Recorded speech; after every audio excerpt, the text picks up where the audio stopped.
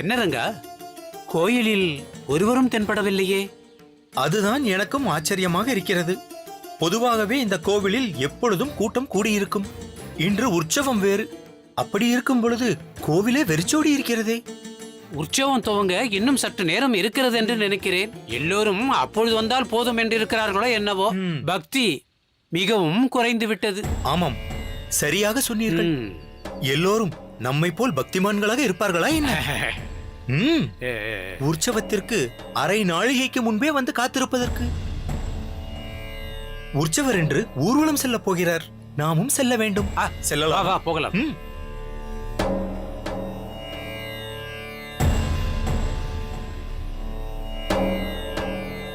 வந்தனம் சுவாமி. வந்தனம். நீங்கள் பட்டர் சுவாமிகள் தானே? பார்த்தால் எப்படி தெரிகிறது? நான் என்னை அப்படித்தான் நினைத்துக் கொண்டிருக்கிறேன். மற்றவர்களும் அப்படித்தான் கருதுகிறார்கள். உங்களுக்கு ஏதாவது மாற்று கருத்து இருக்கிறதா? இல்லை சுவாமி, ஊர்ஜிதம் செய்து கொள்வதற்காக கேட்டோம். உற்சவ நாளான இன்று கோவிலில் ஏன் ஒருவரும் தென்படவில்லை? நீங்களும் மிகவும் சாவகாசமாக வந்து கொண்டிருக்கிறீர்கள். ஏதோ விடுமுறை நாள் போல. விடுமுறை இல்லாத ஒரே இடம் கோயில்தான். என்று வேண்டுமானாலும் யார் வேண்டுமானாலும் வந்து முறையிடலாம் என்பதற்காகத்தான் எல்லா நாட்களும் பெருமாள் காட்சியளித்துக் கொண்டிருக்கிறார். சரி சுவாமி, இன்று உற்சவர் வீதி உலா செல்கிறார் என்று கேள்விப்பட்டோம். அதிகாலையிலேயே இங்கு வந்துவிட்டோம். நிர்மாலய தரிசனம் முடிந்து 3 கால பூஜையையும் பார்த்துவிட்டு கூரேசனின் மண்டபத்தில் பிரசாதத்தையும் பெற்றுக்கொண்டு மீண்டும் இங்கு வந்திருக்கிறோம். வசந்த மண்டபத்தில் ஊஞ்சலில் தானே பெருமாள் எழுந்தருளியிருப்பார். அந்த கண்கொள்ளா காட்சியையும் கண்டுகளித்து விட்டு கண்டருளல் புறப்பாட்டிலும் கலந்து கொள்ளலாம் என்றிருக்கிறோம். முடித்து விட்டீர்களா? ஏதோ இந்த கோயிலுக்கு நீங்கள் தான் தர்மகர்த்தா போலவும் போஷகர் போலவும் பேசிக் கொண்டிருக்கிறீர்கள். எப்பொழுது எது நடக்கும் என்று உங்களுக்குத்தான் எல்லாம் தெரிவது போல் பேசிக் கொண்டிருக்கிறீர்கள். அதையெல்லாம் நாங்கள் தெளிவாக தெரிந்து வைத்திருக்கிறோம். அதற்கு தர்மகர்த்தாவாகவோ போஷகராகவோ இருக்க வேண்டிய அவசியம் இல்லை. புறப்பாடு கண்டருளல் எப்பொழுது என்பதை மட்டும் நீங்கள் சொன்னால் போதும். என்ன சுவாமி, கேட்கக்கூடாததை கேட்டு விட்டோமா? கண்டருளல் புறப்பாடு நடந்து அரை நாழிகைக்கு மேலாகிறது. பெருமாளோடு பிரதான பட்டரும் சென்றிருக்கிறார். மீண்டும் இங்கு வர தாமதமாகும். அதுதான் சற்று ஓய்வெடுக்க சென்று கொண்டிருக்கிறேன். என்னது, உற்சவர் புறப்பாடு நடந்து விட்டதா? ஆனால் இன்னும் அரை நாழிகைக்கு பிறகுதானே அந்த வைபவம் நடப்பதாக இருந்தது. நாம் ஒன்று நினைத்தால் பெருமாள் வேறொன்று நினைக்கின்றார். அவர் சித்தம் யார் அறிவார்? ஒருவேளை பெருமாள் பிரதான பட்டரின் மனதில் புகுந்து புறப்பாட்டை துரிதப்படுத்தி விட்டாரோ என்னவோ. ஆச்சரியமாக இருக்கிறது. நாங்கள் உற்சவரை தரிசித்து விட்டு அவருடன் புறப்படலாம் என்று வந்தோம். ஆனால் இப்படி ஆகிவிட்டதே. சரி சுவாமி, இப்பொழுது பெருமாள் எங்குதான் இருப்பார்? அவர் தூணிலும் இருப்பார், துரும்பிலும் இருப்பார். பக்தி சிரத்தையுடன் இருப்பவர்களுக்கு பெருமாள் எங்கு வேண்டுமானாலும் காட்சியளிப்பார். பிரபு, அது எங்களுக்கும் தெரியும். ஆனால் இது என்ன, புறப்பாடை உங்கள் இஷ்டத்திற்கு மாற்றியிருக்கிறீர்கள்? இதில் எங்கள் இஷ்டம் உங்கள் இஷ்டம் என்று ஏதும் இல்லை. எல்லாம் அவன் விருப்பம், எல்லாம் அவன் செயல். உற்சவர் இப்பொழுது எங்கே இருப்பார்? அது சொல்வது கடினம். வீதி வீதியாக உலாவிக் கொண்டிருப்பதால் இப்பொழுது எங்கு இருக்கக்கூடும் என்று சொல்ல இயலாது. இப்பொழுது நீங்கள் புறப்பட்டு சென்றாலும் பெருமாளை தரிசிப்பது கடினம்தான். இதுவும் பெருமாள் சித்தம்தான். என்ன ரங்கா இப்படி ஆகிவிட்டது? 2 நாட்களாக நாம் இங்கு தங்கி இருந்ததே இந்த உற்சவத்தில் கலந்து கொள்வதற்காகத்தானே. எதிர்பாராமல் இப்படி நடந்து விட்டதே, என்ன காரணம்? சின்ன எஜமானரை பழித்தீர்கள் அல்லவா, அதுதான் காரணம். அவரை எப்படியெல்லாம் தூஷித்தீர்கள். பக்தி என்றால் என்ன என்று தெரியுமா? நீங்கள் போடுவது வெளிவேஷம், போலி, பகட்டு. எல்லாமே உங்களை மேம்படுத்திக் கொள்ளவும் உயர்வித்துக் கொள்ளவும் தான். மக்கள் மத்தியில் உங்களுக்கு ஒரு நல்ல பெயர் வேண்டும், அவ்வளவுதான். நீங்கள் செய்யும் இந்த அன்னதானத்தில் அன்போ அக்கறையோ இருப்பதாக தெரியவில்லை. ஆத்மார்த்தமாக செய்வதாக இருந்தால் முதலில் பெருமாளை தரிசித்துவிட்டு வந்திருக்க வேண்டாமா? எப்படியெல்லாம் நிந்தித்தீர்கள்? ஒரு விஷயத்தை தெரிந்து கொள்ளுங்கள். பெருமாள் தன்னை அபச்சாரம் செய்பவர்களை கூட பொறுத்துக் கொள்வார். ஆனால் தன் பக்தரை, அதுவும் ஒரு தூய வைஷ்ணவரை, ஒரு உன்னதமானவரை அபச்சாரம் செய்தால் அதை என்றும் பொறுத்துக் கொள்ள மாட்டார். அதனால்தான் உங்களுக்கு அந்த சேவை செய்யும் பாக்கியத்தை பறித்து விட்டார். நீங்கள் பெருமாளை சேவிக்கலாம், ஆனால் உற்சவராக சேவிக்க முடியாது. வீதியில் உற்சவரை தரிசிப்பதுதான் விசேஷம். அந்த வாய்ப்பு உங்களுக்கு கிடைக்காது. நீங்கள் இங்கிருந்து செல்வதற்குள் பெருமாள் ஹம்சதோளிகா மண்டபத்தில் எழுந்தருளி அங்கும் நடைசாத்தி விடுவார்கள். இனியாவது அடுத்தவர்களை, குறிப்பாக உத்தமர்களை பழித்து பேசுவதை தவிர்ப்பதுதான் நல்லது. இது உங்களுக்கு மட்டுமல்ல, உங்களைப் போல் உள்ளவர்கள் அனைவருக்கும் ஒரு பாடமாக இருக்கட்டும்.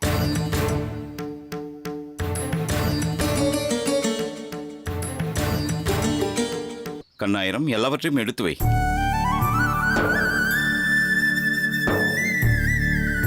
சுவாமி, இங்கு நான் தானே கணக்கு பிள்ளை? ஆமாம், அதில் உமக்கென்ன திடீர் சந்தேகம்? அது இல்லை சுவாமி, அது எப்படி அவ்வளவு கணக்காக பிரசாதம் செய்தீர்கள்?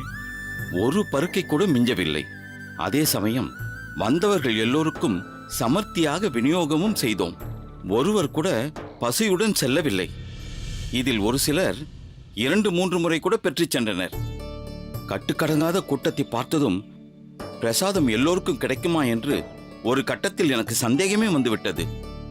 எப்படியோ எல்லாம் திருப்திகரமாக நடந்து முடிந்து விட்டது. சரி கணக்கு பிள்ளை, நீங்கள் கண்ணாயிரத்தை அழைத்துக் கொண்டு புறப்படுங்கள். இனி நாளை சந்திக்கலாம். ஆகட்டும். மாப்பிள்ளை, அப்படியானால் நானும் உத்தரவு வாங்கிக் கொள்கிறேன். நீங்கள் எங்கு புறப்பட்டு விட்டீர்கள்? இன்று நீங்கள் அடியனுடன் தான் அமுதுண்ண வேண்டும்.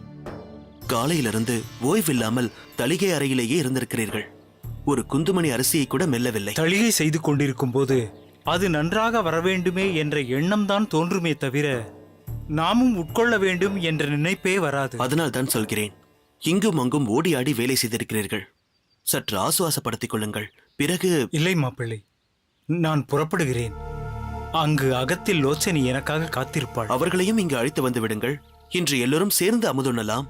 நரசிம்மனை தலிகை செய்ய சொல்கிறேன். இதற்கு மேல் நான் என்ன சொல்ல இருக்கிறது? சரி மாப்பிள்ளை. மொத்தத்தில் எல்லாமே இன்று திருப்திகரமாக நடைபெற்றது. ஆனால் நாங்கள் திருப்தி இல்லாமல் இருக்கிறோமே. சுவாமி, என்ன இது? கோயிலை நமஸ்கரித்துக் கொண்டு எழுந்திருங்கள், எழுந்திருங்கள். அபச்சாரம். கோயிலில் யார் காலிலாவது விழலாமா? இதைவிட பெரிய அபச்சாரம் செய்து விட்டோமே. உங்களை பழித்தும் நிந்தித்தும் இருக்கிறோமே.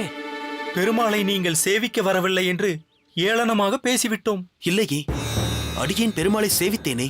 எனது பெருமாளை சேவித்தீர்களா? எப்படி? உற்சவமூர்த்தி இந்த வழியாக தானே வந்தார். இந்த வழியாக வந்தாரா? என்ன சுவாமி சொல்கிறீர்கள்? உற்சவர் தெற்கு மாட வீதி வழியாகத்தானே வருவதாக சொன்னார்கள். அப்படித்தான் செல்வதாக இருந்தது. ஆனால் அங்கு ஒரு குதிரை வண்டியின் அச்சாணி முறிந்து வண்டிப்பாதையை அடைத்துக் கொண்டிருந்ததால் உற்சவரை இந்த வழியாக பல்லக்கில் தூக்கி வந்தனர். நீங்கள் கூறி சென்ற பிறகு ஆதிகேசவனை சேவிக்க முடியாமல் போய்விட்டதே என்று அடியேன் நினைத்துக் கொண்டிருந்தேன். அடியேனின் ஆதங்கம் அவர் காதில் விழுந்து விட்டது போலும். ஆகையால் தான் உற்சவர் இங்கு வந்து விட்டார். எல்லோரும் நன்றாக சேவித்துக் கொண்டோம். சுவாமி, எங்களை மன்னித்து விடுங்கள். இல்லை ரங்கா, நமக்கு மன்னிப்பே கிடையாது. பகவானை நாங்கள் தேடிச் சென்றோம். ஆனால் அவரோ உண்மையான பக்தனை தேடி இங்கு வந்து விட்டார். பக்தியின் வலிமையை நாங்கள் புரிந்து கொண்டோம். வைஷ்ணவர்களுக்கு சேவை செய்வது பெருமாளுக்கே சேவை செய்வது என்பதை எங்களுக்கு நினைவுபடுத்தி விட்டீர்கள். நீங்கள் இருவரும் எதை நினைத்தும் வருத்தப்படவும் வேண்டாம், மன்னிப்பு கேட்கவும் வேண்டாம். உங்கள் மீது அடியேனுக்கு கோபமோ வருத்தமோ எதுவும் இல்லை. நீங்கள் உங்கள் ஆதங்கத்தை வெளிப்படுத்தினீர்கள். அதில் எந்த தவறும் இல்லை. அது நீங்கள் பெருமாள் மீது வைத்துள்ள பக்தியை தான் பிரதிபலிக்கிறது. இது உங்கள் பெருந்தன்மையை தான் காட்டுகிறது. இந்த உயர்ந்த உள்ளத்தையும் குணத்தையும் புரிந்து கொள்ளாமல் ஏதேதோ பேசிவிட்டோம். அடியேன் அப்படி கருதவில்லை. பெருமாள் ஒவ்வொருவருக்கும் ஒரு சில சூழ்நிலையில் சில கருத்துக்களை போதிக்கிறார். உங்களுக்கு அடியேன் வாயிலாக பக்தியின் தாத்பரியத்தை உணர்த்தியிருக்கிறார் என்றுதான் அடியேன் நினைக்கிறேன். தொலை தூரத்திலிருந்து வந்திருக்கிறீர்கள். அவசியம் உங்களுக்கு தரிசனம் கிடைக்கும். இன்று உற்சவரை தரிசிக்க இயலவில்லை என்றால் அதற்கும் ஏதாவது ஒரு காரணம் இருக்கும். இன்று சாயரக்ஷை பெருமாள் வசந்த மண்டபத்தில் எழுந்தருள இருக்கிறார். அங்கு அவசியம் நீங்கள் அவரை சேவிக்கலாம். அடியேனும் உங்களுடன் வருகிறேன். எல்லோரும் சேர்ந்து செல்வோம். அதன் பிறகு எங்கள் அகத்திலேயே நீங்கள் அமுது உண்ணலாம். சுவாமி, எந்த மறுப்பும் தெரிவிக்க வேண்டாம். இதுதான் அடியேனுக்கு நீங்கள் கொடுக்கும் மரியாதை என்று நினைத்துக் கொள்ளுங்கள்.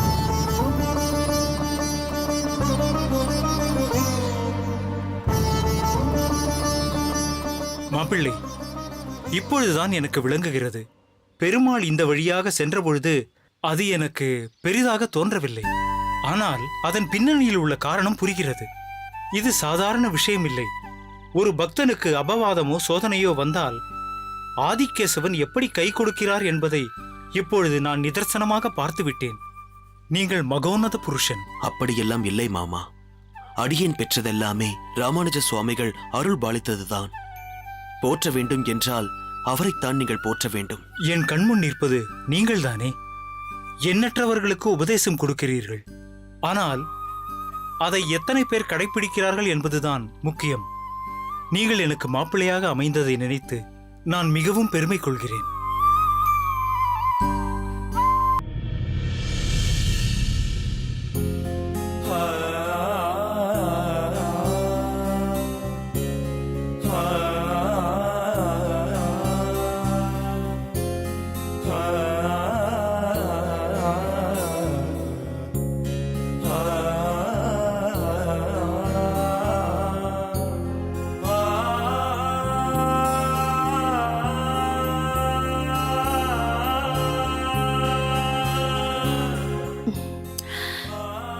என்ன ராமானுஜா, ஓலைச்சுவடியில் மூழ்கியிருக்கிறாயா? ஆமாம் அம்மா. கோவிலுக்கு செல்ல வேண்டும் என்று சொன்னாயே, புறப்படவில்லையா? புறப்பட வேண்டும் அம்மா. ஆனால் இந்த ஓலைச்சுவடிகளை படிக்க ஆரம்பித்ததும் இதிலேயே ஈர்க்கப்பட்டு விட்டேன். கீழே வைக்க முடியவில்லை. உன்னை பரவசப்படுத்தும் அளவிற்கு இந்த ஓலைச்சுவடிகள் இருக்கிறதென்றால் அதில் ஆழமான விஷயங்கள் இருக்க வேண்டும். மயூரவண்ணன் சுவாமிகள் கொடுத்ததா? இல்லை அம்மா. அப்படியென்றால் யாதவ பிரகாசர் சுவாமிகள் கொடுத்ததாக இருக்கும். அதுவும் இல்லை. பிறகு? ஓ, உன் மாமா திருமலை நம்பி சுவாமிகள் அன்று கொடுத்து சென்றாரே, யமுனாச்சாரியார் சுவாமிகள் அருளிய சதுஸ்லோகியா? அதுவும் இல்லை என்றால் நிச்சயமாக திருக்கச்சி நம்பி சுவாமிகள் கொடுத்ததாகத்தான் இருக்க வேண்டும். அதுதான் கோவிலுக்கு செல்வதை கூட ஒத்திவைத்து இதை உன்னிப்பாக படித்துக் கொண்டிருக்கிறாயா? அம்மா, இதை பாருங்கள்.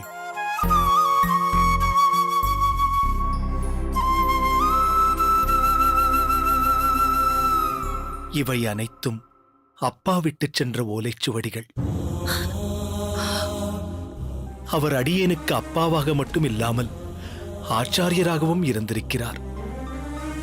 இத்தனை காலமும் அப்பா ஓலைச்சுவடி எழுதுவதையும் படிப்பதையும் அடியேன் பார்த்திருக்கிறேன். அவர் ஏதோ வேத பாடசாலையில் பயிலும் மாணவர்களுக்கு உபனிஷதத்திலிருந்து சில விளக்கங்களை குறிப்பெடுத்துக் கொண்டிருக்கிறார் என்றுதான் நினைத்தேன். ஆனால் இப்பொழுதுதான் தெரிய வருகிறது, அவர் உபனிஷதத்துக்கு பொருளுரை எழுதியுள்ளார். இத்தனை ஆழ்ந்த ஞானம் உள்ளவர்தான் அடியேனுக்கு அப்பாவாக இருந்திருக்கிறார் என்பதை இப்பொழுதுதான் உணர்கிறேன் அம்மா. அப்பா ஒரு உயர்ந்த பண்டிதர், அடியேனின் ஆசான், குரு, அது தெரிந்ததுதான்.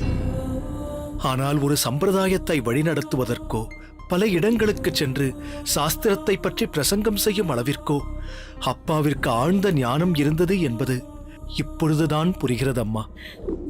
அவருடைய கீர்த்தி அடியேனுக்கும் புரியும் என்பதை அவரிடம் உணர்த்தி அவருடைய ஆசையை பெறவில்லையே என்று வருத்தமாக இருக்கிறதம்மா.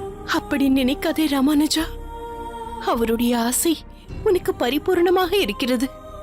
அதனால்தான் அவருடைய ஞானத்தை நேரடியாக உனக்கு கொடுக்கவில்லை என்றாலும் மறைமுகமாக ஆத்மார்த்தமாக உனக்கு அருளி இருக்கிறார். அதனால்தான் உனக்கு தெரியாத விஷயங்கள், நீ படித்திராத விஷயங்கள் கூட உனக்கு பளிச்சென்றும் திடீர் என்றும் உன்னை அறியாமலேயே தெரிய வருகிறது. என்றென்றும் அவர் உன் நிழலாக உன்னை தொடர்ந்து வந்து கொண்டிருக்கிறார். பித்ருலோகத்திலிருந்து பித்ருக்கள் என்றும் நம்மை போற்றி ஆசிர்வதிப்பார்கள் என்று சொல்வார்கள். இப்பொழுது சொல்கிறேன், இதன் பிறகு உன் வாழ்க்கையில் என்னென்ன மாற்றங்கள் ஏற்படுகிறது, எப்படிப்பட்ட உயர்ந்த நிலையை நீ அடைகிறாய் என்று பார். என்னம்மா, ஆருடம் சொல்வது போல் சொல்கிறாய்? இதை நான் சொல்லவில்லை ராமானுஜா. உன் அப்பா உடல் நலம் இல்லாமல் ஒரு சில தினங்கள் படுத்து இருந்தார் அல்லவா? அப்பொழுது உன்னை பற்றிய பேச்சு வர அவர் சொன்ன வாக்கு இது. அவருடைய ஆசையாலும் அனுகிரகத்தாலும் இந்த உலகமே போற்றத்தக்க அளவிற்கு நீ உயர்வாய் என்பதில் எனக்கு எள்ளளவும் சந்தேகமே இல்லை. எதிர்காலத்தை பற்றியோ அடியேன் அடையப் போகும் நிலையைப் பற்றியோ அடியேன் என்றும் நினைத்துப் பார்த்ததில்லை. ஆனால் அப்பா ஆசைப்பட்டது போல் இதிகாசங்கள் எல்லாவற்றையும் படித்து அது பாமரர்களுக்கும் புரியும்படியாக அவர்களுக்கு சென்றடையும்படியாக உழைக்க வேண்டும். அவருடைய அந்த ஆசையை நான் பூர்த்தி செய்ய வேண்டும் அம்மா. அதுதான் அடியேனுடைய தலையாய கடமை. இதேபோல் உன் அப்பாவிற்கு மற்றொரு ஆசையும் உள்ளது.